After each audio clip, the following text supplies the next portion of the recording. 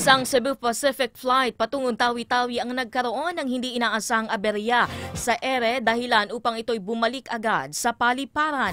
Alamin ang kabuang report kay Edrey Mallorca. Edrey?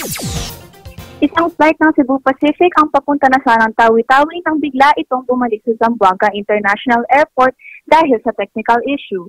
Nangyari ang aberya kahapon, linggo ng umaga matapos makarinig ng tatlong malalakas na pasabog mula sa makina ng eroplano ang mga pasahero. Ayon sa Civil Aviation Authority of the Philippines o CAAP, ang Flight 5J4965 na may sakay na 100 at 57 pasahero ay nakatakdang umalis ng Zamboanga pasado alas 11 ng umaga.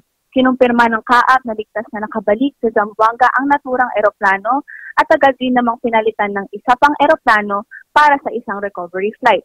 Samantala, binigyan naman ng airline ng pagkain at tulong ang mga naantalang pasahero.